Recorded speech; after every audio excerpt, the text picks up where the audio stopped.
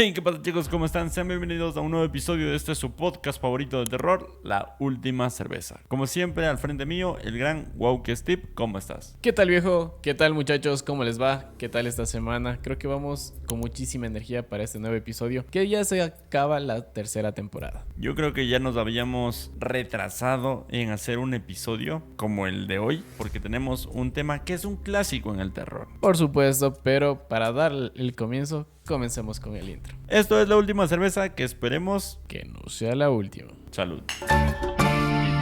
Bueno, mi querido Wokey, creo que ahora sí tenemos un tema bastante importante que tratar. Sí, como lo habías mencionado, este tema no lo hemos topado ya en 3 temporadas, que qué raro, no se nos había ocurrido. Y es el... De muñecos diabólicos o muñecos poseídos. Por supuesto, pero como siempre comenzamos con su sección favorita, que es de ustedes, las historias de nuestros Suscriptores. Esta historia nos envía Johnny Añapa desde Instagram. Johnny nos cuenta que en el 2018 vivía aquí en Quito con su hermano mayor. Un día de esos vino su hermana Lorena desde Quinindé de sorpresa. Ese día, a las 8 de la noche, sus gatos comenzaron a maullar de forma inexplicable, tanto así que su hermana salió desesperada a lanzarles cosas a sus gatos en el patio. Johnny salió a tranquilizar a su hermana porque eran sus gatos y no quería que les hagan daño. Tomó razón Lorena y entró a la casa. Ese mismo día llegó su hermano a las 10 de la noche del trabajo. En eso encontró a Lorena acostada en un sillón,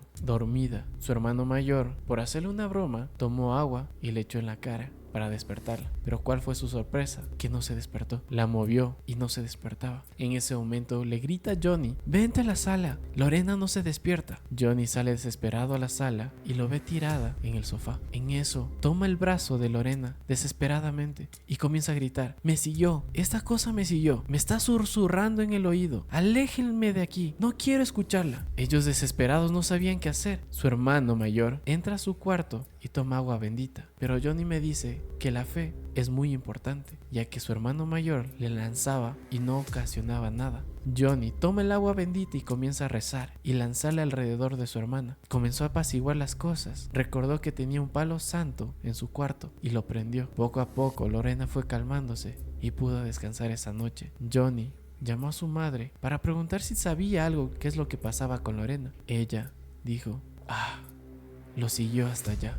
Johnny preguntó qué es lo que sucede con Lorena y le cuenta que un día Lorena salió con su padre a la finca a coger fruta, y entre eso que estaban jugando, Lorena pensaba tomar un palo y picarle a su padre, ya que se llevaban muy bien. Ella, al agacharse, siente como que algo le jala de las piernas, pero no podía ser su padre, ya que él se encontraba enfrente. En ese momento, el padre, desesperado, alcanza a cogerle a su hija y le salva de algo que no lograban entender. Le cuenta también que pasaron muchas cosas en la casa en Quinindé, ya que Lorena sentía como un gato se posaba en su pecho y comenzaba a susurrarle cosas al oído, y desesperadamente ya entraba en un trance que nadie podía despertarla. En esos momentos cuenta que su padre tomaba un machete y golpeaba el suelo para que ese ente le dejara en paz. Dice que muchas veces veían a una sombra enfrente de Lorena tratando de ahorcarla y llevarse al más allá. Luego de esto, su hermano mayor recordó que tenía un chamán en Otavalo. Fueron, averiguaron lo que sucedía y le supo decir que hay alguien que le quiere hacer daño a su padre, que hay un muerto que le sigue, pero como no pudo acercarse a su padre, tomó el espíritu más débil de la familia, que era Lorena, y le dijo: busquen debajo de la cama de Lorena y van a encontrar un hueso. Ellos fueron a la casa, buscaron debajo de la cama, pero no encontraron nada. Cuenta que todo ese tiempo Lorena solo podía dormir si es que prendían el palo santo. Meses más tarde, Johnny se queda sin trabajo y regresó a Quinindé con su hermana. Una noche de esas, Lorena sintió que alguien le jalaba de las piernas. Sentía como algo se le subía encima de ella. En ese momento, el padre tomó el machete y golpeó al suelo, y poco a poco comenzó a liberarse Lorena. Fueron a una curandera del sector y le dijeron que qué es lo que podían hacer al respecto. Ella les dijo que para poder liberarse de un muerto que le seguía era muy costoso y ellos no tenían el dinero y los recursos para poder solventar ese tratamiento. Pero la curandera les dijo que hasta que recolecten el dinero pueden hacerse un collar de creso, que eso ahuyenta a los malos espíritus. Me cuenta Johnny que eso hicieron, que ese collar olía horrible, pero le ayudó mucho a su hermana a poder dormir. Lastimosamente, una noche que salía de ducharse, se olvidó de ponerse el amuleto. Y comenzó otra vez la pesadilla. Desesperados, tratando de que reaccione Lorena, buscaron la ayuda de la curandera. Poco a poco, en ese momento, comenzaron a prender palo santo, echar agua bendita, y poco a poco Lorena fue soltando de ese espíritu. Al día siguiente, reunieron todo el dinero para poder coger el tratamiento con la curandera. Cuenta que la curandera fue a la casa, hicieron todo el ritual en el primer piso.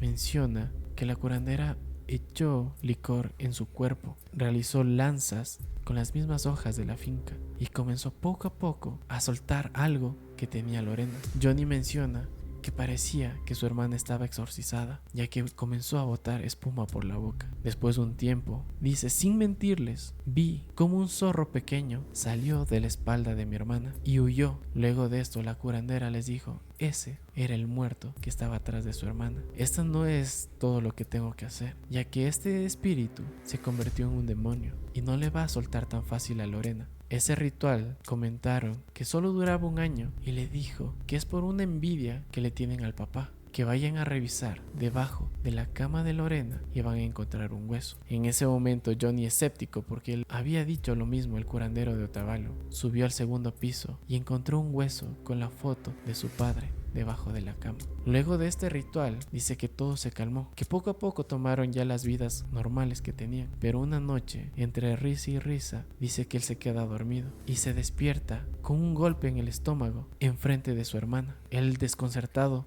pregunta qué es lo que sucedió. Sus padres le dicen que él cayó dormido de la nada y cuando se levantó comenzó a gritar, Lorena, ¿dónde está? ¿Dónde está Lorena que no le veo? Y se acercó y trataba de atacarle a Lorena. Luego de este suceso no pasó absolutamente nada y nos cuenta que su hermana acaba de casarse hace unos pocos meses y él volvió a Quito, pero nos cuenta que aún tienen el miedo de que pueda volver esta situación, ya que no retomaron el ritual que tenían que hacer en 1 año. Johnny, un saludo, un fuerte abrazo. Qué tremenda tu situación. Lo único que de mi parte puedo decir es muy buena suerte para todos ustedes. Esto de la envidia es bastante difícil de tratar y ustedes, los que acabaron de oír o ver esta narración, esta historia, aquí abajo en los comentarios están libres de comentar qué es lo que harían ustedes en esta situación y sobre todo, qué opinan. ¿Es un demonio? ¿Qué está pasando? Si tú eres un suscriptor nuevo y quieres participar aquí en La Última Cerveza, no te olvides que puedes enviarnos tu historia a través de Instagram. Ahí nosotros filtramos las mejores historias, las que estén mejores narradas con una buena redacción y posiblemente estaría entre una de las historias aquí en alguno de nuestros episodios. Oye viejo, yo no conozco mucho acerca del palo santo. ¿Tienes algún conocimiento acerca de eso?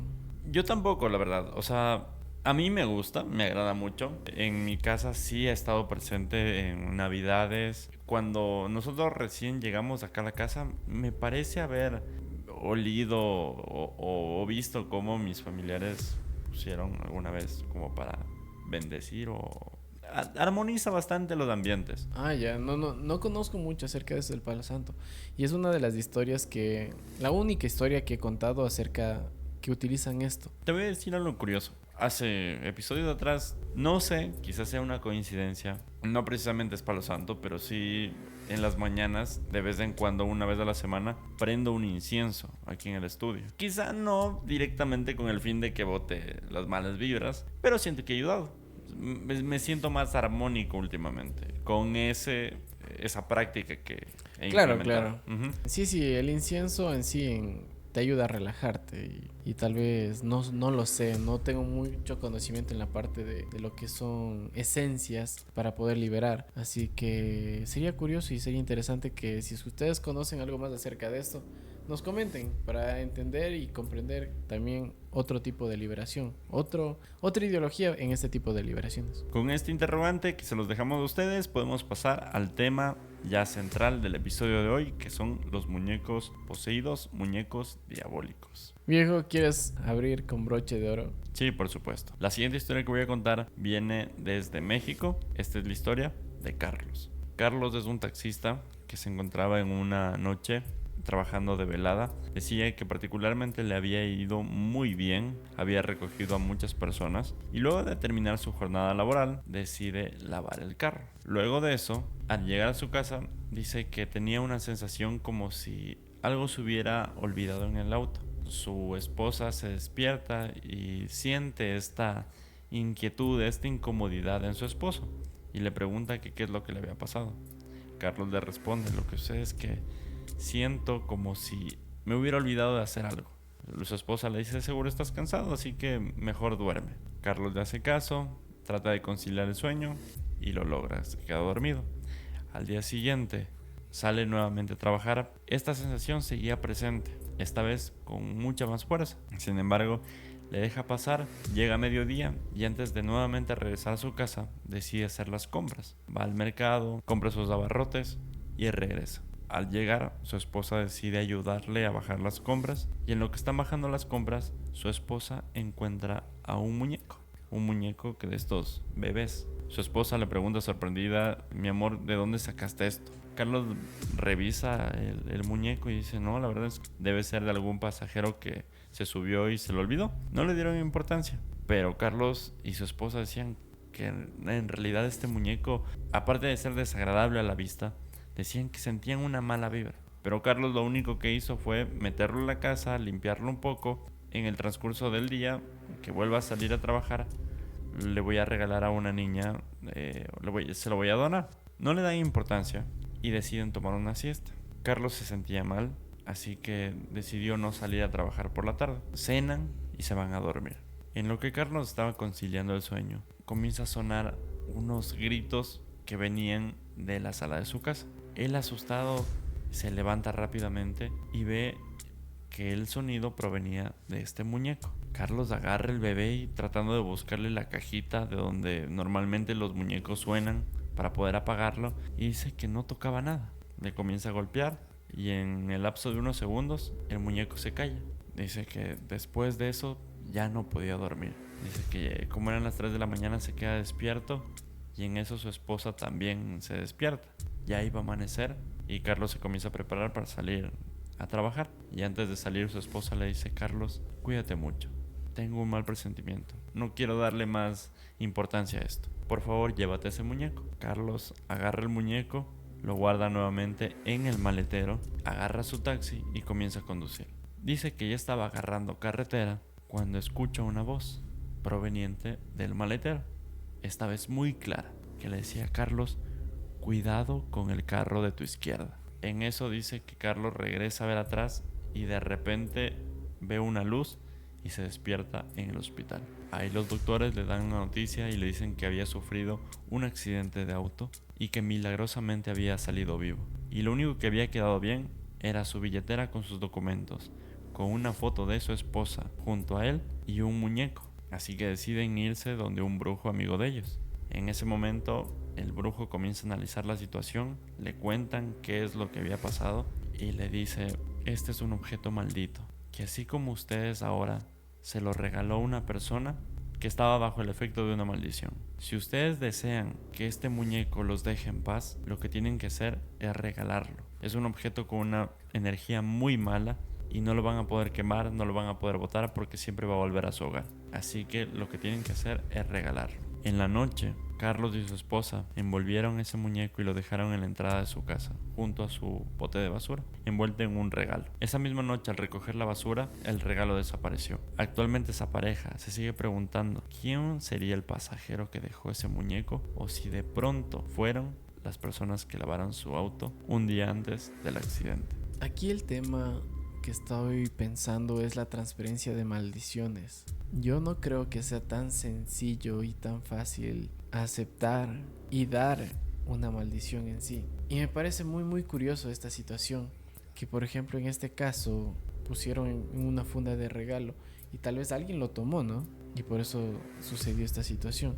Pero al fin y al cabo, no es la primera historia de muñecos o de objetos como tal que no basta con lanzarlos o quemarlos, porque quiere que no, siempre vuelve a tu hogar. Entonces, para no agravar la situación, yo sí había oído que es mejor regalarlos, porque al fin y al cabo suena feo, porque en esta historia las personas de la basura, porque lo dejaron al lado de un bote de basura, se lo llevaron. ¿Tú qué crees que haya pasado? ¿Fue a parar directo al basurero? ¿O quizá estas personas dijeron: ok, me lo llevo para mi hija? Probablemente se lo llevaron a su hija. Pero ¿qué consecuencias cayó en la familia después de haber hecho esto? No lo sé. No, es que Ya, pongámonos en este plano. Por ejemplo, tú caes en esta situación, lastimosamente, esperemos que nunca pase eso, pero llegas a tener uno de estos objetos y tú tienes que regalarlos. ¿Lo harías? no sé. Es que es una posición que te compromete bastante. Creo que Porque no. intencionalmente tú estarías dañando a alguien más. Exacto. Sí, o sea, lastimosamente es algo que sí te pone a pensar. Claro, porque también eres tú o el resto. Verás, si es algo personal, llegaría hasta las últimas instancias para tratar de salir de eso por mi cuenta. Trataría con la religión, trataría con los medios como chamanes, brujos, lo que sea. Pero si yo ya tengo un hogar y puedo interferir esta situación con mi hogar, ahí sí yo haría exactamente lo mismo. Lo dejaría ahí en la basura como para que alguien se lo lleve. Pensaría que las personas de la basura tienen ese conocimiento ya que no se pueden llevar cualquier cosa. O tú, ¿qué hicieras? Yo creo que tomaría todas la parte de Dios, la parte de poder ya cerrar este ciclo generacional. Porque como hemos hablado, si yo hiciera esto, se me va a rebotar de alguna u otra manera. Hago daño, me van a hacer daño algún rato. Es seguir una cadena generacional y seguir haciendo daño a más personas, loco. Otra vez abrimos el debate en los comentarios. ¿Ustedes qué harían? ¿Regalarían estos muñecos? Vamos con la siguiente historia. Por supuesto, esta historia viene desde la ciudad de Ibarra. María nos cuenta que cuando tenía 12 años vivía junto a su vecina llamada Mercedes. Ella ya tenía algunos años casada con su esposo, pero lastimosamente no podía tener hijos. El día de difuntos, que es muy tradicional aquí, le regaló su mamá un muñeco hecho de pan, como antes se lo hacía, grandes, con detalles en su pelo y con un pan muy duro. Dice que lo curioso es que Mercedes lo tomó y no se lo comió, más bien comenzó a cuidarlo. Dice la gente que lo ponía en un carrito o un coche y lo sacaba a pasear. Lo trataba tal cual como un bebé. Su hermana, ya asustada y preocupada por la situación, ya que su esposo se fue de la casa a causa de esta locura, dice que un día le fue a visitar. Al llegar a su casa, dice que sintió una pesadez enorme, pero pensó que era por lo sucio y oscuro que estaba su casa. Ella entró y vio a su hermana Mercedes con el bebé de pan en sus brazos. Luego de eso, Mercedes subió a la habitación del bebé, del muñeco, y lo dejó sobre su cuna. Comenzaron a hacer los quehaceres, a conversar, a dialogar, pero la hermana comenta que escuchaba cómo se reían en la habitación de ese bebé. Se escuchaban risas, pasos. Ella, ya desesperada, subió a la habitación y junto a ella Mercedes. Dice que la hermana le gritó: Mercedes, ya basta, es solo un muñeco de pan. Cuando lo ve, ya tenía moho en su rostro, ya estaba podrido. Toma el muñeco en sus brazos, lo lanza al suelo y ¿cuál fue su sorpresa? Que mira cómo sale sangre de sus partes. Mercedes solamente se agachó, tomó al muñeco y trató de unirlo. Lo cubrió en una sábana y lo puso en su pecho y salió. Toda la familia de Mercedes comenzaron a buscar ayuda en psiquiatras, psicólogos, mediums, infinidad de cosas. Lastimosamente, Mercedes nunca pudo recuperarse y pasó hasta sus últimos días de vida en un centro psiquiátrico en Ibarra. Hace tiempo yo tuve la oportunidad de visitar Cotacachi, donde me invitaron a ver cómo es que se vive la colada morada, la tradición. Cómo hacen los huevos de pan en los hornos de leña y todo eso. Y sí te creo la parte de que no son huevos de pan tradicionales. Son muy grandes, es de masa robusta. Y qué loco que una persona le haya podido dar como una especie de vida o presencia, alma a un muñeco así. Sí, y mi mamá me cuenta que en esa época eran mucho más grandes. Dice que cuando mi abuelita le regalaba esas muñecas de pan, dice que no se comían al rato, que jugaban con esos, así literal jugaban con eso. Ya a veces ya se ensuciaban, como que se ensuciaba la patita, le rompían la patita y ya se comían el resto, ¿no? O a veces ya no se comían porque ya estaban sucios de tanto jugar. Pero a ese nivel, si me hago entender, que no es como ahora, solamente en la panadería ves una bolita así y listo. Sino antes eran unos muñecos, bien decoraditos, con rostro, todo como un muñeco.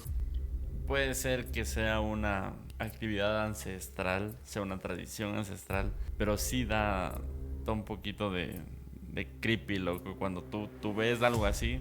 Y que quizá muchas de las personas que estén oyendo o viendo este podcast probablemente no se imaginan cómo es una boba de pan antigua, sobre todo de esas tierras, pero si algún día tienen la oportunidad de conocer alguna familia que no esté como tal contactada, porque donde yo fui todos hablaban en quechua, sí es algo que, como tú dices, se puede jugar con estos muñecos de pan. Sí, así que bueno, les invitamos a que si ustedes se encuentran cerca y tienen la oportunidad de ir en difuntos a Otavalo, en el cementerio ustedes pueden encontrar las antiguas guaguas de pan. A una niña se le regala una guagua de pan y al niño se le regala un caballo de pan. Son tradiciones que vale la pena experimentar. Vale la pena experimentar, pero no deja de ser algo increíble lo que conlleva la historia de que en algo tan inocente de alguna manera haya recaído ¿cómo decirlo? Una entidad. Y la siguiente historia que les voy a contar trata precisamente de eso, que tú no es que le das la apertura de una, sino que se van ganando como esa tensión, esa confianza. Esta es la historia de un matrimonio, de Cristina y Pablo, que dicen que ellos fueron novios desde muy pequeños. Pasaron toda su época de colegio siendo pareja y una vez que se graduaron decidieron ya irse a vivir juntos. Pero la única persona que estaba en contra de su relación porque no querían casarse primero y luego irse a vivir juntos era la abuela de Cristina. Hizo hincapié en ese tema, pero Cristina estaba decidida. Quería ya independizarse con su novio. Así que no le hicieron caso y decidieron irse a vivir juntos. Y cuando llegaron a su nueva casa, la abuela les regaló una muñeca de trapo. Les decía que lo tomen como un regalo de bodas. Pablo, cuando vio esa muñeca, decía que no le agradaba en lo absoluto. Cristina le dijo que su abuela se iba a ofender y que ella nunca estuvo de acuerdo con su relación, así que para tratar de llevarse de alguna manera bien con su familia, pues debían conservarla. Pasaron unos meses y la abuela falleció. Pablo en ese momento dijo, es momento de deshacernos de la muñeca, pero Cristina se había encariñado bastante con ella, así que decidieron conservarla. Pasó el tiempo y dice que comenzaron a haber muchos robos en su barrio, pero su hogar estaba como protegido. Conversando con varios vecinos, llegaron a la conclusión de que lo que pasaba era que esta casa estaba protegida por esa muñeca, tanto que en el barrio comenzaron a bromear sobre ese tema. Pasó el tiempo y Cristina queda embarazada, da a luz y dice que resultó ser una bebé muy bonita. Salieron del hospital y aparentemente era una bebé muy sana, pero en el transcurso de los primeros días dice que la bebé no paraba de llorar. Pablo y Cristina pensaron que de pronto era una etapa, que por lo que era recién nacida los primeros días iban a ser difíciles, pero el tiempo iba avanzando y la bebé solo se calmaba cuando de tanto llorar se quedaba dormida. La llevaron al médico para hacerle exámenes si de pronto sufría alguna enfermedad que ellos no se daban cuenta, y los exámenes decían que la bebé estaba bien. Ellos ya extrañados dicen que de pronto era por lo que no estaba bautizada. Así que preparan toda la reunión, la bautizan y dice que las cosas comenzaron a calmarse poco a poco. Sin embargo, una noche la bebé nuevamente comienza a llorar y a llorar y a llorar. Pablo se ofrece a ir a ver qué pasaba y al momento que entra a la habitación de su hija, ve que al lado de la cuna estaba una sombra gigante. En ese momento a Pablo le invadió un miedo profundo. Entra rápidamente y agarra a su hija. Sin embargo, se percata que la muñeca de Cristina estaba junto a la bebé en su cuna. Él, muerto del miedo, dice que regresa a la habitación con su hija en sus brazos y le dice: Cristina, la muñeca estaba al lado de nuestra hija en la cuna. Cristina la regresa a ver y le dice: Pablo, lo que tú tienes en tus brazos es la muñeca. Pablo dice que lanza la muñeca hacia el pasillo y Cristina se despierta bien y va por su hija al cuarto. la recogen, dicen que no pudieron dormir durante toda la noche y al día siguiente van donde un chamán. Al llegar, el chamán les comienza a explicar que lo que pasaba era que la abuela de Cristina había dejado parte de su alma en esa muñeca y que se encontraba celosa porque mucho tiempo pasó siendo la protagonista de su hogar. Sin embargo, con la llegada de su hija, toda la atención se fue a la bebé y por eso es que les estaba jugando esa mala broma y quería atentar contra la vida de su hija. Así que lo mejor era que se deshagan de ella y la única forma iba a ser o enterrándola en la cima de una montaña muy alta o quemándola con mucho palo santo. Al llegar a su casa, deciden quemar la muñeca con palo santo como les había dicho el chamán. Y días después, la bebé se fue calmando, comenzó a llorar menos, pero le comenzaron a salir unas vetas debajo de sus axilas y atrás de sus rodillas. Días más tarde, a la bebé le comenzó a salir un salpullido en la pierna. Un salpullido muy característico. Y es que este tenía la forma de las iniciales del nombre de la abuela de Cristina. Actualmente la niña es una persona sana, pero lo curioso de todo esto es que ese salpullido con las iniciales de la abuela nunca desapareció. Ya, justo ahorita se me vino a la mente la pregunta que te iba a hacer por esta historia. ¿Tú crees que este demonio o los demonios que estamos hablando, que están en muñecos, traten de tomar la vida de un niño para poder ser parte de su cuerpo? Yo lo veo muy improbable, la verdad, porque el fin de estos muñecos no es llegar a ser alguien, una persona, sino para mí es hacer daño o robarte la atención, principalmente. Pienso yo que, por ejemplo, hay personas que pueden llegar a coexistir con estos muñecos poseídos, demoníacos, porque miren el caso de la historia pasada. Vivió mucho tiempo junto a una muñeca de pan, que ya estaba con Mo y toda la vaina. Pudo vivir en su mundo coexistiendo con esta cosa. Y llegó a volverse loca una vez que ese mundo se rompió. Entonces pensaría que lo único que quieren estos muñecos es la atención de una persona viva, loco.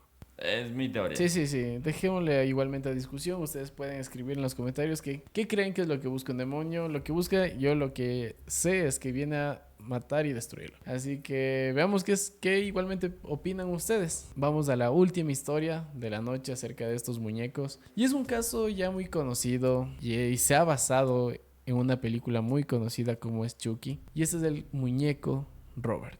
El caso del muñeco Robert, en la cual la película de Chucky se basó, cuenta que a finales del siglo XIX, una de las familias más acaudaladas de Estados Unidos, la familia Otto, se trasladó a una mansión en Florida. Mencionan que esa familia era muy grosera, a tal punto que maltrataban a sus sirvientes. Entre sus sirvientes había una mujer haitiana, la cual se encargaba de cuidar a su hijo. Un día la madre ve cómo esta mujer estaba haciendo un ritual, parecía vudú, enfrente de su hijo. En ese momento la mujer despidió a la sirvienta, pero antes de eso, esta mujer le regaló un muñeco aproximadamente de 1 metro, relleno de paja con las costuras de alambre, y lo más curioso es que su pelo parecía que era el mismo de su hijo. Pasó el tiempo y este niño lo tomó muy de cerca a este muñeco. Lo llevaba a reuniones, a salidas, a paseos. Dormía junto a este niño, dicho muñeco. A tal punto que Robert